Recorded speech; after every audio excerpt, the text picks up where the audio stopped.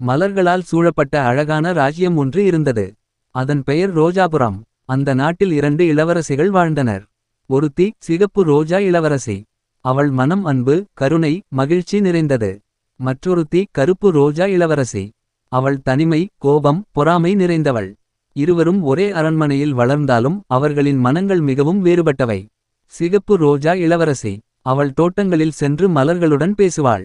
ஏழை மக்களுக்கு உணவு வழங்குவாள். காயமடைந்த பறவைகளை குணப்படுத்துவாள். அவள் சென்ற இடமெல்லாம் மலர்கள் மலர்ந்தன.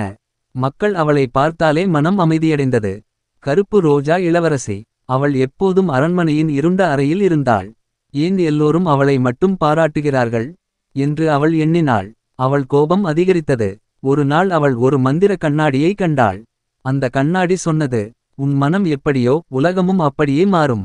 ஆனால் அவள் அதை புரிந்து கொள்ளவில்லை. இருள் பரவிய நாள். ஒரு இரவு கருப்பு ரோஜா இளவரசி தனது பொறாமையில் ஒரு மந்திரத்தை செய்தாள். அடுத்த நாள் காலை ரோஜாபுரத்தில் மலர்கள் உதிர்ந்தன. வானம் சாம்பல் நிறமாக மாறியது. மக்கள் பயந்தனர். சிகப்பு ரோஜா இளவரசி அமைதியாக கண்களை மூடி பிரார்த்தித்தாள். என் சகோதரியின் மனம் வெளிச்சமாகட்டும். அவள் கோபமாக எதிர்க்கவில்லை. அவள் அன்பால் பதிலளித்தாள். அந்த அன்பின் சக்தி மந்திரத்தை விட வலிமையானது. கருப்பு ரோஜா இளவரசி தன் மந்திரம் திரும்பி தன்னை சுற்றி இருளாக மாறுவதைக் கண்டாள். அவள் அழுதாள். என்னை மன்னித்துவிடு என்று அவள் சிகப்பு ரோஜாவிடம் சொன்னாள். சிகப்பு ரோஜா அவளை அணைத்தாள். அந்த நொடியில் கருப்பு ரோஜா மெதுவாக ஆழ்ந்த சிவப்பு நிறமாக மாறியது. அவளின் மனமும் மாறியது. வானம் மீண்டும் நீலமாகியது. மலர்கள் மீண்டும் மலர்ந்தன.